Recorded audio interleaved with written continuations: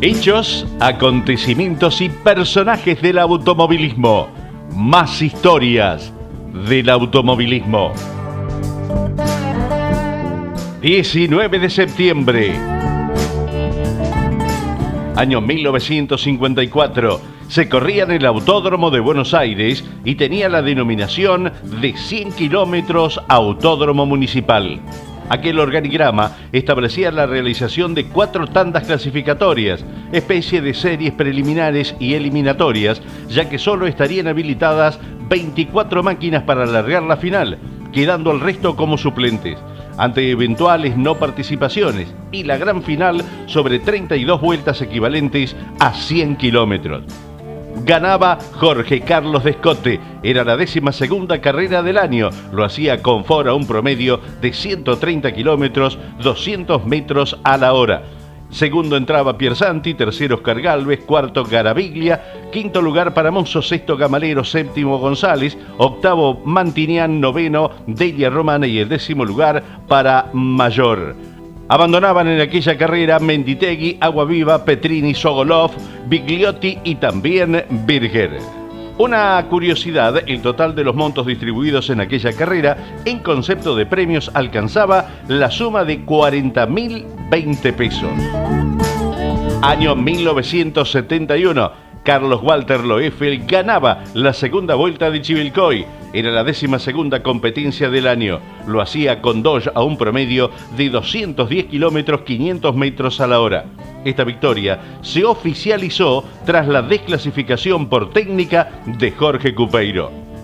Y la pregunta era, ¿quién había ganado en Chivilcoy? Cupeiro en la ruta, pero tras la denuncia de Luis Estrianese, concurrente del auto de Loeffel, que dijo: es hora de que las revisaciones se efectúen bien a fondo, para aventar dudas que nos invaden a todos.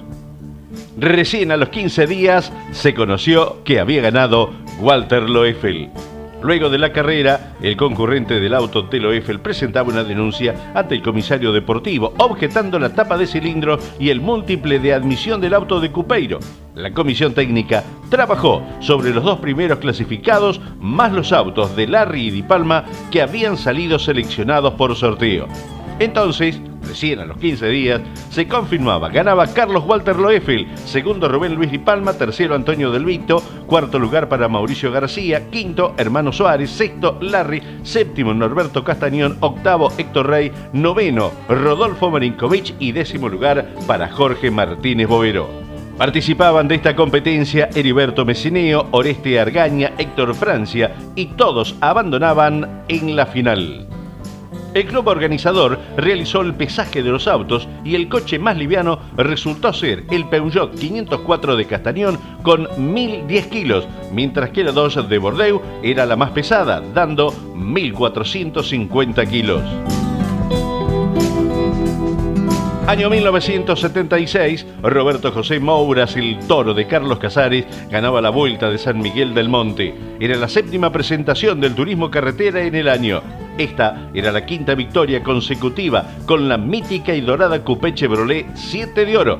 Ganaba un promedio de 191 kilómetros 35 metros a la hora. Todo comenzaba con la primera serie a 6 vueltas al circuito de casi 12 kilómetros. Jorge Cupeiro había largado quinto, fue escalando y a unos 18 kilómetros cuando Moura tenía problemas con el paso de nafta. Hasta que casi en la final de los 68 kilómetros, la silueta de Héctor Gradassi se hacía presente y se llevaba la batería. En la serie posterior, Marinkovic tomaba las riendas y perseguido por los Ford de Traverso y Ricardo Iglesias. A los 30 kilómetros sería este último quien avanzando quedaba al frente. Pero como Traverso estaba enterito, amagó y se hizo del comando de la carrera. El público advirtió que Iglesias lo superaría a poco de andar, y así fue. Más desde que la última ronda, la virtud imperativa de Traverso hizo que sin temor fuera a ganar, lo que finalmente ocurrió.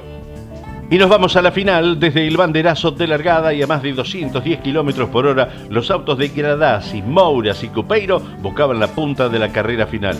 En la segunda vuelta, Mouras y Gradassi empataban en tiempo, con Cupeiro a una décima, en tanto que en la tercera vuelta los 3 estaban empatados. Pairetti pudo haber estado en la conversación, pero Pellegrini se lo llevó por delante en una frenada durante la vuelta.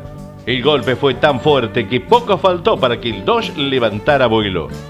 Finalmente el Dodge de Cupeiro pasaba la meta final primero, pero en la revisación técnica de la CADAD se le encontraban anomalías en el motor, por lo cual Roberto Moura resultó el vencedor de la competencia, sacándole a Gradasi 22 segundos.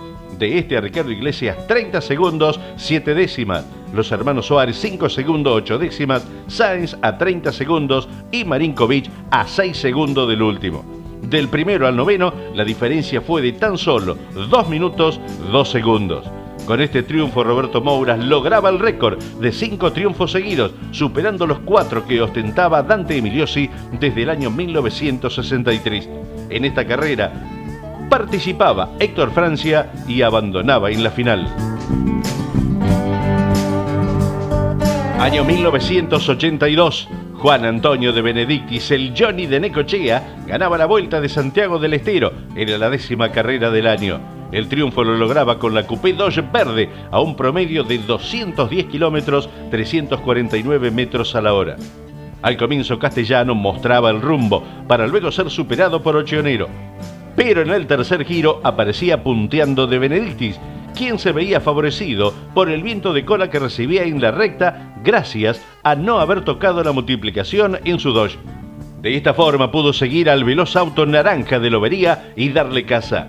Más allá de la inesperada ayuda, de Benedictis también hizo grandes ventajas en los curbones, sector donde doblaba sin inconvenientes, mientras que al resto se le complicaba demasiado.